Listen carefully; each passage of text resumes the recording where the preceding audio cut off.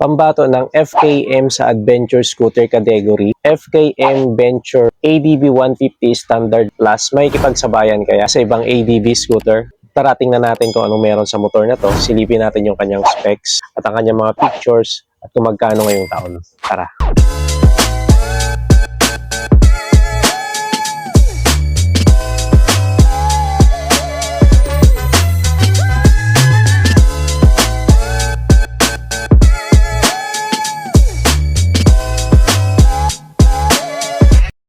Sa kanyang looks, ang napili kong i-review ngayong araw ay yung kulay white. Meron naman silang available na color red, gray, black, at ang white na ating nire-review ngayon. At nung pinasyalan niya natin itong FKM Antipolo branch, nagulat tayo dahil marami din naman pala silang unit dito. At agaw pansin nga talaga itong FKM Venture ADB 150, kaya ito na yung ating nire-review. Ayan yung kanilang branch, tapat lang ng SM Cherry dito sa may Antipolo. So ayan, pinuntahan ko ito, nilapitan ko at winok around na natin siya para pakita sa inyo kung anong meron dito sa motor na to. So huwag na natin patagal ito, let's go! Sa kanyang front face ay plain white lang. Napakaganda din ng kanyang clear na adjustable windshield. Pwedeng ibaba at pwede ding itaas depende sa sitwasyon at sa gamit natin. Kapag halimbawang medyo ayaw nating ma-stress sa biyahe, medyo itaas natin yung kanyang windshield para hindi direktang tatama yung hangin dito sa ating dibdib o kaya dito sa ating mukha. Kung gusto naman natin mapaganda yung aerodynamics, ibababa natin para maganda yung flow ng hangin. Dito sa unahan ay meron lang nakaukit na VADB, V for Venture. At ang mga ilaw nito mula sa kanyang headlight, taillight at sa kanyang mga signal light ay naka-LED na rin. Apat yung kanyang ilaw dito na naka-projector. At meron na rin siyang daytime running light. At hindi kagaya ng ibang ADB scooter na nakahiwala yung signal light dito sa unahan. Ang FKM Venture ADB 150 ay integrated yung kanyang signal light dito sa kanyang headlight. Kumbaga magkakasama na or naka-assembly. Sa kanyang rings, makikita natin plain white lang talaga at meron lamang siyang iilang decals na may kakaibang pattern. Kulay orange at may ADB na black na sinunda naman ng 150 dito sa unahan bandang gilid. At meron na ring sticker dito sa kanyang front fender na ABS. At sa bandang likod naman ay may ADB pa rin na medyo malaki, naka-highlights ito. At dito sa kanyang bandang gitna, merong 3D emblem na ADB 150. Naka-chrome ito. Medyo kakaiba talaga siya dahil nga nasa gitna siya. Unlike ng ibang ADB scooter or ibang motor na ang emblem ay nandito sa bandang likuran. At sa puso naman ng motor na to, yung kanyang specs, 150cc, 4-stroke, naka-liquid cooled na rin ito na napakabisa talaga sa mahabang biyahe kung hilig tayo sa long ride. Single cylinder, naka-FI na rin kaya may katitira na rin sa gas. At sa kanya namang maximum power ay meron siyang 12.1 kW at 8,500 RPM. May maximum torque naman na 14.6 Nm at 5,500 RPM. CVT automatic. At syempre kapag ka-ADB scooter, ayan yung kanyang naked handlebar na dagdag sa pagkapogi ng motor na to. Naka-upright position din yung kanyang muffler. Naka-full digital meter panel display na rin ito at lahat ng mga impormasyon na kailangan ng isang rider ay makikita na rin natin dito. Dito naman sa kanyang mga switches, bandang kaliwa ay nariyan yung passing light, high and low, signal light at yung kanyang busina. Dito naman sa kanan, nandyan yung kanyang hazard, kill switch, park light at electric starter. Meron na rin siyang park brake lock na kapag na-park natin to sa alanganing lugar, let's say medyo matarik, pwede natin siyang ilock para hindi basta-basta matumba or gumulong yung mga motor natin pababa. At sa kanya namang mga features, equip siya ng ABS or anti-lock braking system. Dual channel ABS na rin ito. Meron siya sa harap at meron na rin sa likuran. Ang sukat ng gulong sa bandang unahan ay 180 by 14 at sa likuran naman medyo malapad na rin. Maganda ito sa mga cornering or kapag bumangking tayo na may sukat na 130 70 by 13. Naka-dual sports ito. Gawa nga ng adventure scooter siya na may kakayahang tumahak sa iba't ibang klase ng kalsada dito sa Pinas. Mapa-rough road man yan or bumpy roads. At ang nagpaganda palalo dito sa kanyang wheels ay naka-spokes type siya. Meron naman silang variant na naka-mags pero iba din talaga yung appeal kapag dirayos pa yung mga rims ng gulong natin. Sa kanya namang mga brakes sa unahan ay naka-disc brake with ABS. At sa likuran naman ay naka-disc brake din with ABS, parehas naka-wavy disc. At sa kanya namang mga suspension dito sa unahan ay naka-telescopic fork. May protective boots na rin ito na iwas sa mga dumi or sa mga bagay na pwedeng tumama sa ating mga suspension. So malaking tulong din to para maprotektahan yung ating telescopic fork. At dito naman sa suspension sa likuran ay naka-dual shock absorber with sub-tank na talagang napakabisa sa mga malulubak na kalsada. Siguradong hindi iindahin basta-basta ng ating motor. Nung inupuan natin ito ay napakalambot din ng kanyang upuan. Hindi rin kinulang sa disenyo dahil meron siyang mga stitches sa kanyang upuan. At nung binuksan naman natin yung kanyang compartment, ay medyo malawak na rin na may sukat na 20 liters. Magkakasya dito yung half face na helmet pero kapag ka full face na helmet ay medyo alanganin. Pero no worries dahil meron naman siyang dalawang hook na pwedeng pagsabitan ng ating mga helmet. Sa kanya namang fuel capacity ay meron siyang 9.3 liters. Medyo may kalakihan na rin ang kanyang tank capacity kumpara sa ibang ADB scooter. Perfecto pang long ride. Sa kanya namang grab bar ay pwede din siyang gawing top box bracket. May 4 na butas na rin ito para sa ating mga top box kung lalagyan man natin ito. Nakakiles na rin ito na dagdag sa safety at naka-answer back system na rin kung medyo nakalimutan natin kung saan natin banda pinark yung motor na to. Ay madali natin siyang malulocate dahil naka-answer back system nga siya. At yung location ng kanyang USB ready na charging port ay dito sa gitna. At dito naman sa kanyang mga packet ay meron na rin siyang nakaabang na power outlet na bukod dito sa USB ready at meron din siyang kill switch para naman sa safety features ng motor na to. Nandyan pa rin yung kanyang side stand kill switch. Maganda din yung hip guard ng kanyang muffler. So hindi tayo dito basta-basta mapapasok. Sa kanya namang dimension, meron siyang length na 186 cm, meron siyang width na 74 cm, at meron siyang height na 80 cm. Sa kanya namang wheelbase, meron siyang 1,324 mm.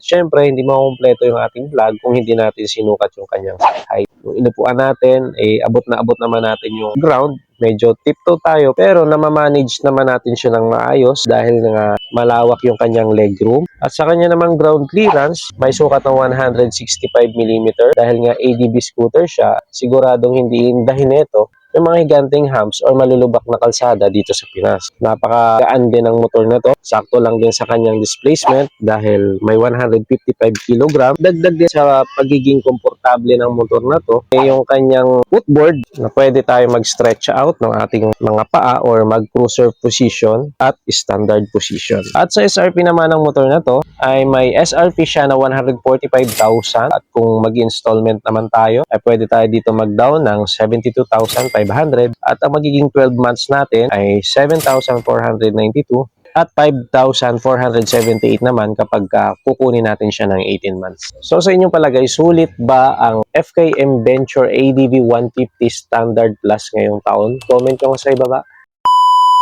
Isa sa pinaka-perfectong adventure scooter, futuristic at hybrid engine na mula sa QJ Motor. Magkano na nga ba ngayong taon ang ATR 160? Silipin natin ngayong araw at pahapyawan na rin natin yung kanyang specs at looks. Tara!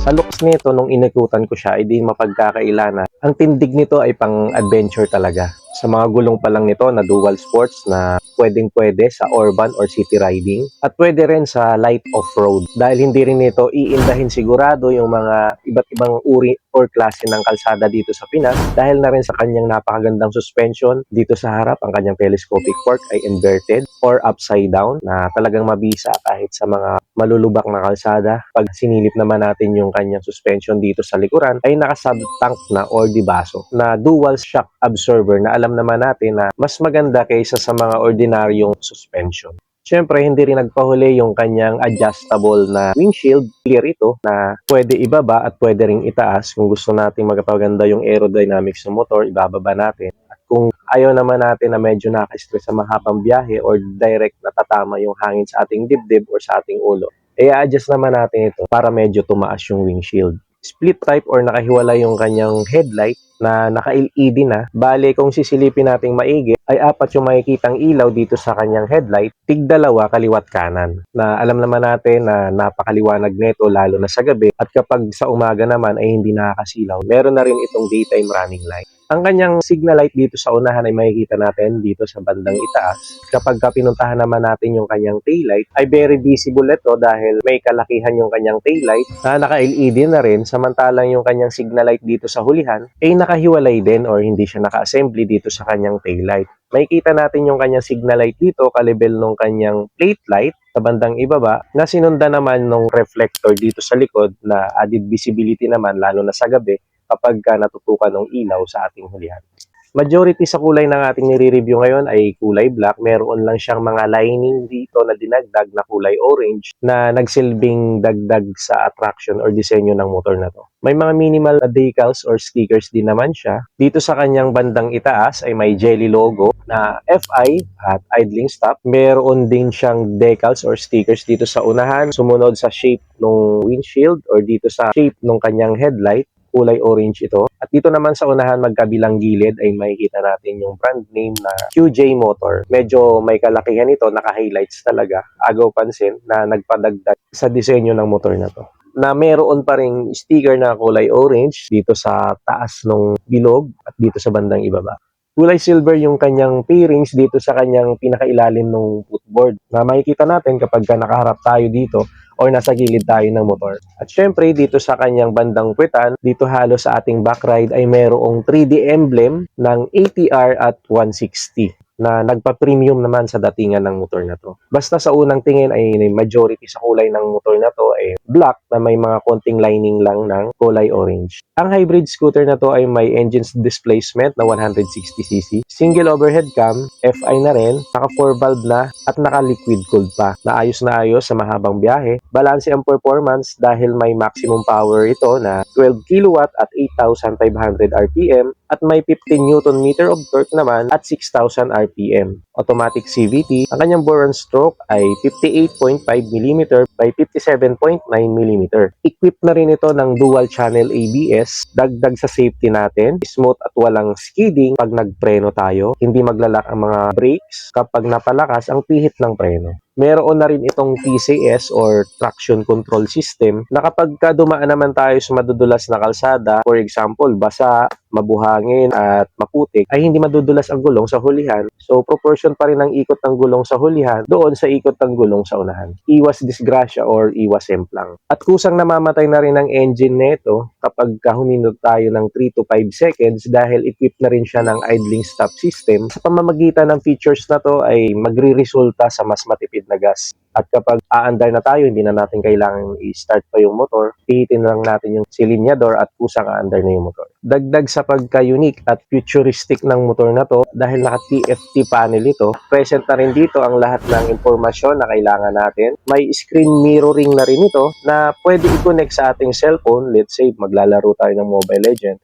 ay pwede nating i-connect dito sa kanyang panel. Equipped na rin ito ng USB ready na charging port para naman sa ating mga telepono at kasyang-kasya din ang ating mga cellphone sa kanyang mga pocket. Dito sa kabilang side medyo malalim din. Keyless na rin ang adventure scooter na to at meron siyang dalawang remote. Sa kanya namang upuan, nung trinay nating upuan, sakto lang din yung lambot, hindi siya ganun kalambot, hindi rin naman siya ganun katigas. Sakto lang at two-tone yung kulay ng kanyang seat cover at hindi rin madulas yung material na ginamit dito sa kanyang cover. At kapag binuksan naman natin yung kanyang underseat compartment, makikita natin dito na kasyang-kasya yung half-face na helmet dahil may 22 liters capacity ito. At kung hindi man magkasya yung full-face na helmet dahil nakadepende naman yan sa shell ng helmet or sa size ng helmet, ay meron namang dalawang hook para pagsabitan ng ating helmet. At syempre, yung kanyang tangke ay located dito sa bandang gitna na mayroong tank capacity na 8 liters. So goods na rin dahil marami-rami na rin tayong mapapakargang gas dito. Hindi na natin kailangan pang huminto-hinto pa para magpagas dahil sapat na sapat yung 8 liters kung tayo man ay ay nagbabalak mag long ride na may fuel consumption naman na 45 km per liter na nakadepende pa rin sa paggamit natin ng motor, sa bigat ng rider at syempre sa road condition. Naka-tubeless na rin yung gulong niya sa harap at sa likod na may sukat sa unahan na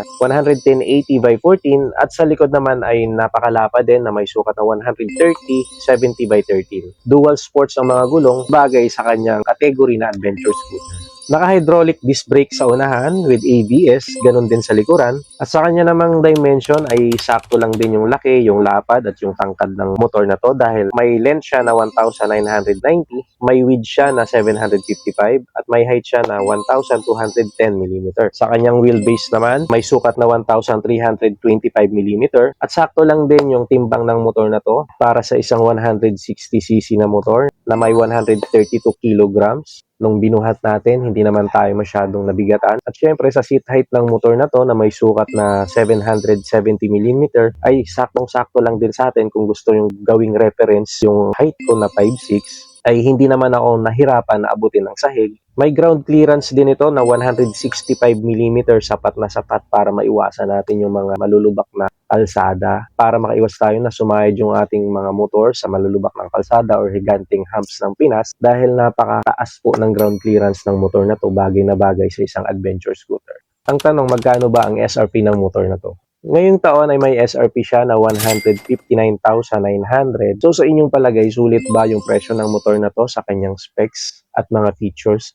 Comment nyo nga sa ibaba. So that's it for today's vlog. Kung umabot ka sa huling bahagi ng ating video, ay huwag nyo nang kalimutang mag-like, mag-subscribe para maging updated kayo sa mga susunod pa nating video. So that's it for today. Thanks for watching. Bye-bye.